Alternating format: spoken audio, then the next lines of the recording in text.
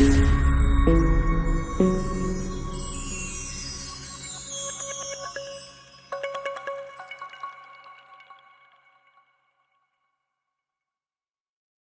최저임금 상승률 1위.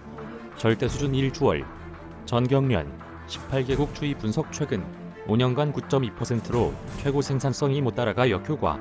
문재인 정부가 간판 분배 정책인 소득주도 성장 정책을 불도저식으로 밀어붙인 결과 최근 수년간 우리나라 최저임금 인상률이 아시아 국가 중 가장 높았던 것으로 조사됐다. 최저임금 절대 수준이 일본을 추월하는 상황이 됐지만 거꾸로 생산성은 이를 따라잡지 못하는 등 역효과만 커지고 있는 것으로 분석됐다. 전국경제인연합회는 11일 국제노동기구 등의 통계를 바탕으로 2011년 이후 아시아 18개국의 최저임금 변화를 분석한 결과 이같이 파악됐다고 밝혔다. 조사 대상에는 한국, 일본, 중국 등 동북아 5개국과 베트남, 인도네시아 등 아세안 8개국, 인도, 파키스탄 등 서남아 3개국, 호주, 뉴질랜드 등 오세아니아 2개국이 포함됐다. 2016에서 2020년 한국의 연평균 최저임금 상승률은 9.2%로 가장 높았다. 제조 분야 경쟁국인 일본, 대만과 비교하면 2배 이상으로 높은 수준이다.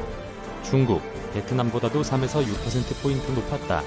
2011에서 2015년에는 라오스와 캄보디아, 베트남 등에서의 급격한 상승에 따라 18개국의 연평균 최저임금 상승률이 8.3%를 기록했다.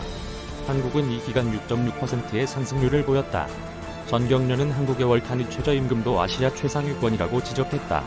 2019년 기준으로 한국의 월 단위 절대 최저임금은 1,498달러, 구매력 기준 2,096달러였다. 제조 기반이 거의 없는 호주와 뉴질랜드를 제외하면 최상위권에 속한다. 달러 환산의 경우 우리나라 국내 총생산의 약 3.1배 규모인 일본을 등가했다. 소주성 정책으로 2018년, 2019년 2년 연속 10% 이상 인상되는 등 최저임금 증가율은 가파르게 늘었으나 노동생산성 증가율은 이를 따라잡지 못하고 있다. 2010에서 2019년 아시아 18개국의 국가별 물가상승률을 고려한 실질 최저임금 증가율과 노동생산성 증가율 간 격차도 한국은 3.3%포인트로 일본, 대만과 비교해도 2배 이상으로 컸다. 김봉만 전경련 국제협력실장은 지난해 신종 코로나 바이러스 감염증으로 중국, 일본, 베트남 등이 최저임금을 동결한 가운데 국내 최저임금 심의위원회는 2021년 최저임금을 1.5% 인상했다면서 2022년 최저임금을 동결하고 지역별, 업종별로 차등 적용해 국제 경쟁력을 높여야 한다고 밝혔다. 이관범 기자 이메일 주소